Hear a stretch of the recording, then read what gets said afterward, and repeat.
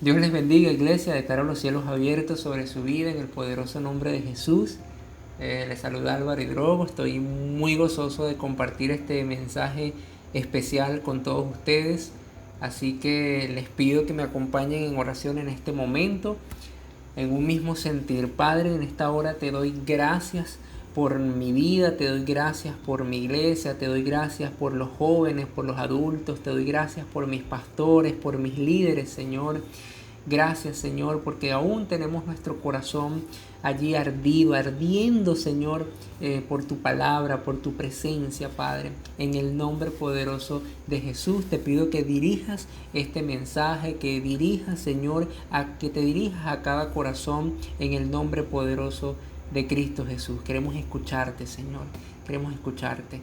Amén y amén. Bueno, iglesia, este mensaje se titula De vuelta a casa. De vuelta a casa. Y a mí en lo particular siempre me gusta arrancar con una pregunta. ¿Cuántos de nosotros tenemos familia fuera del país? O fuera de su lugar de origen, vamos a decirlo así. Que decidió irse por muchas razones. Por negocio, familia, situación, país, entre muchos casos.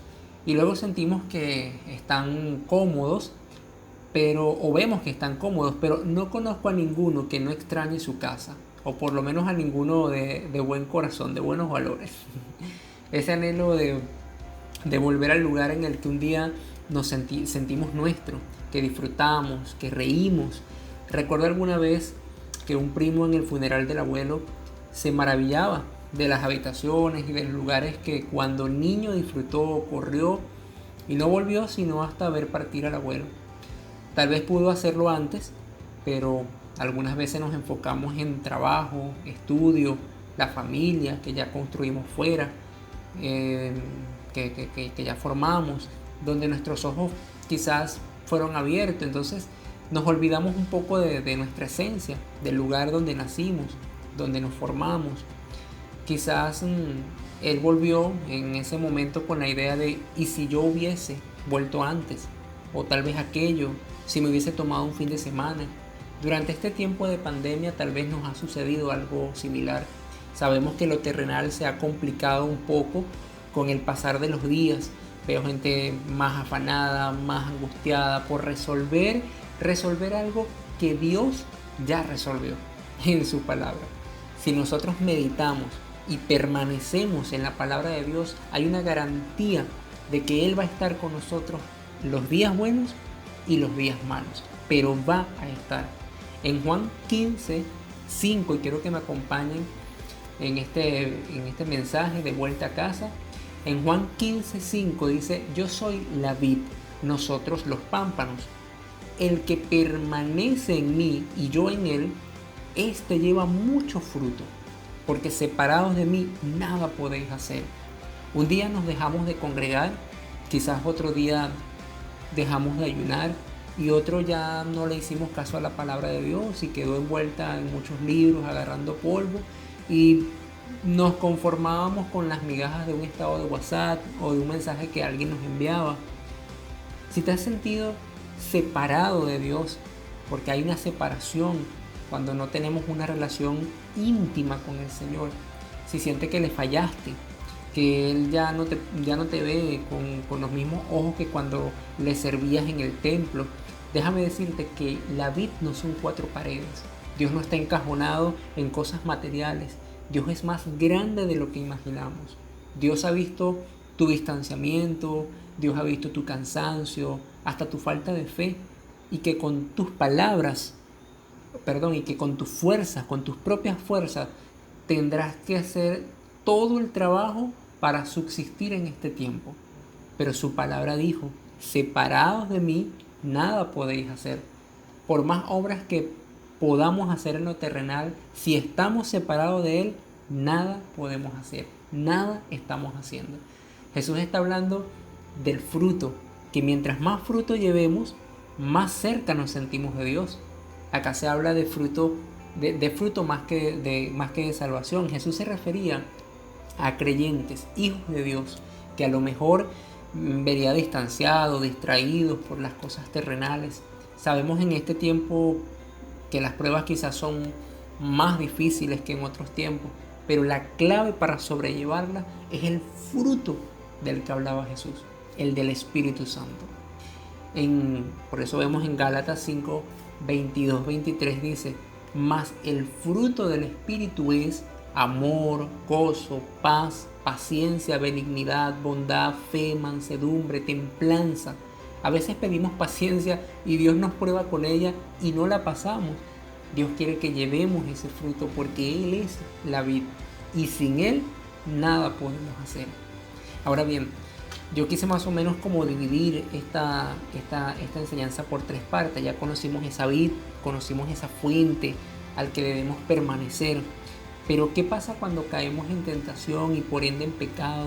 Sabemos que el pecado no le agrada a Dios. El pecado de este tiempo se disfraza mucho en el que no tengo tiempo, en el que estoy muy ocupado. Créeme que si Dios es el primer lugar en nuestra vida, habrá tiempo de sobra para que lo ames a Él primero, a tu fuente. Él te sacia, dice el Salmo 91, 16, lo saciaré de larga vida y le mostraré mi salvación. Cuando creemos que no tenemos tiempo, Dios alarga hasta los tiempos, hasta las horas las puede alargar cuando le dedicamos nuestro primer lugar a Él. Porque su palabra es nuestro primer lugar. Su palabra es lo primero que escuchamos al despertarnos. Su palabra es lo último que escuchamos al dormir. Eso es permanecer en su palabra. Y que en la cotidianidad de nuestra vida esté su palabra allí. Como la honra, como el amor, como la compasión, como la misericordia. Y quizás no creernos que no vamos a pasar por ciertos problemas, ciertas situaciones, aún en medio de estos desiertos, por decirlo de alguna manera. Dios está allí para saciarnos, Dios está allí para tomar el control, Dios está allí para guardar nuestro corazón, para preparar nuestro corazón para esa vida eterna, para cosas mayores, para cosas grandes. Nosotros no nos podemos conformar con solamente un mensajito que nos envía alguien porque se acordó. No, nosotros tenemos que dedicar nuestro primer lugar, dárselo a Dios, su palabra. De esa forma nosotros vamos a permanecer en Él. Y porque allí comenzamos a descubrir, oye, cuál es ese fruto que me falta. ¿Será que no estoy amando a la gente? ¿Será que no me gozo por lo malo, por lo bueno? Y Job también lo decía, bueno, pero si yo me gozo en lo bueno, ¿por qué no me voy a gozar en lo malo? Dios no se cansará de amarte, joven. Dios es nuestra casa. Si has salido de ella, te invito a que vuelvas al Dios de tu salvación, al Dios Padre, al Dios que ama a sus hijos, que envió a su Hijo unigénito para que todo aquel que en Él crea no se pierda, mas tenga vida eterna. Y yo sé que aunque te sientas avergonzado o avergonzada, sé que amas y crees en Dios. Muchas veces acartonamos una palabra, un versículo. Por ejemplo, bueno, el libro o el versículo que más nos sabemos es el que siempre llevamos en los evangelismos, pero no lo usamos. En el tiempo en el que estamos encerrados, como que se nos olvidó. No estoy diciendo que a todos o que a muchos, pero a veces que se nos puede escapar. Oye, ¿cómo es que decía aquel versículo? Que Dios envió a su Hijo unigénito para que todo aquel que en Él cree no se pierda, mas tenga vida eterna. Bueno, vamos a creer en Él en medio de esta prueba tan difícil que se denominó COVID-19, por ejemplo. Pero Dios está allí amándonos y viéndonos en medio de la prueba cómo nosotros actuamos a través de su palabra. Tal vez no sepamos ni cómo volver a casa, tal vez no sepamos ni cómo regresar porque nos perdimos en el camino, porque no sabemos si nos volverán a abrir la puerta, si tocamos y no nos van a abrir. O crees que el sentirte, te sentiste que te alejaste de Dios, ya no tienes su amor. Te digo una gran verdad: Jesús es el camino, la verdad y la vida. Nadie llega al Padre si no es por medio de Cristo. Acompáñenme en esta oportunidad ahora a leer Lucas 15 del 3 al 24.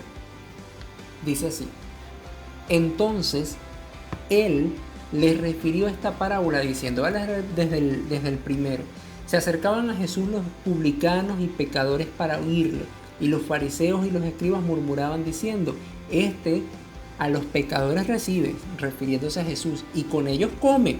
Entonces, él le refirió esta parábola diciendo, ¿qué hombre de vosotros teniendo 100 ovejas, si pierde una de ellas, no deja las 99 en el desierto y va tras la que se perdió hasta encontrarla? Y cuando la encuentra la pone sobre sus hombros gozoso, y al llegar a casa reúne a sus amigos y vecinos diciéndole, gozaos conmigo, mira esto, porque he encontrado mi oveja que se había perdido. Os digo que así habrá, decía Jesús, más gozo en el cielo por un pecador que se arrepiente que por 99 justos que no necesitan de arrepentimiento. En el 8 dice, o qué mujer que tiene 10 dracmas, si pierde una dracma, no enciende la lámpara y barre la casa y busca con diligencia hasta encontrarla, y cuando la encuentra reúne a sus amigas y vecinos diciendo, gozaos conmigo porque he encontrado la dracma que había perdido. Así os digo, dice en el 10, así os digo que hay gozo delante de los ángeles de Dios por un pecador que se arrepiente. También dijo, un hombre tenía 2 hijos, y el hijo menor de ellos dijo al padre, Padre, dame la parte de los bienes que me corresponde, y les repartió los bienes. No muchos días después, el padre le entregó sus bienes. Juntándolo todo, el hijo menor se fue lejos a una provincia ya apartada, y allí desperdició sus bienes viviendo perdidamente, viviendo con descontrol. Y cuando todo lo había malgastado, o lo hubo malgastado, vino una gran hambre en aquella provincia, y comenzó a faltarle, y fue que arrimó a uno de los ciudadanos de aquella tierra, el cual le envió a su hacienda para que apacentase cerdos, y deseaba llenar su vientre de las algarrobas que comían los cerdos, y que nadie le daba. Y volviendo en sí dijo, ¿cuántos jornaleros en casa de mi padre tienen abundancia de pan, y yo aquí perezco de hambre? Me levantaré, fíjense bien lo que dice aquí, me levantaré e iré a mi padre y le diré, Padre, he pecado contra ti el cielo, he pecado contra el cielo y contra ti, ya no soy digno de ser llamado tu hijo, hazme como uno de tus jornaleros. Y levantándose, es decir, ni siquiera había llegado, simplemente lo pensó y dijo, bueno, lo voy a hacer así, voy a reconocer mi pecado, voy a reconocer que le fallé al Padre, y entonces voy y me dirijo hasta el Padre. Pero miren cómo lo recibió. Y cuando, en el 20 dice, y cuando aún estaba lejos, lo vio su padre y fue movido a misericordia, y corrió y se echó sobre su cuello y le besó.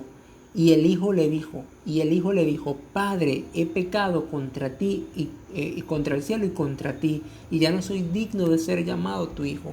Pero el padre dijo a su siervo, sacad el mejor vestido. No le preguntó dónde estabas, no le preguntó por qué estás aquí, qué pasó, simplemente le dijo sacad el mejor vestido. Ya estaba preparando toda la fiesta para recibir a su hijo. Y algunas veces esto va con los padres, se cae su hijo, y entonces, porque lo he visto, se cae su hijo, se raspa las rodillas, entonces en vez de levantarlo con todo el amor, oye, ya se lastimó, entonces también como que lo disciplinan con una nalgada. No bastó con el dolor que ya tiene. Pero nosotros tenemos un Padre que ama de tal manera que no importa los raspones que te diste, no importa las caídas que te diste, no importa las malas palabras que dijiste, Él está dispuesto a perdonarte y está dispuesto a recibirte y preparar una fiesta para gozarse con todos los suyos, porque te ama y porque vio en ti un espíritu de arrepentimiento. Dios no necesita nada más. Dios necesita un corazón arrepentido. Ese es el Dios Padre que te presento hoy.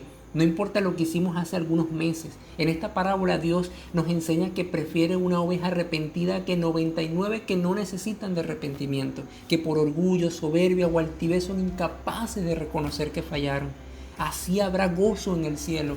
En este momento, joven, yo te pido, Padre, en el nombre de Jesús, joven, si tú en este momento tú deseas arrodillarte, si tú en este momento deseas llorar delante de la presencia de Dios, pero que sea por la presencia del Padre, porque verdad que estás sintiendo un corazón arrepentido de las cosas que has dejado de hacer, y presentarte delante del Padre con todo el amor que sientes por Él, hazlo.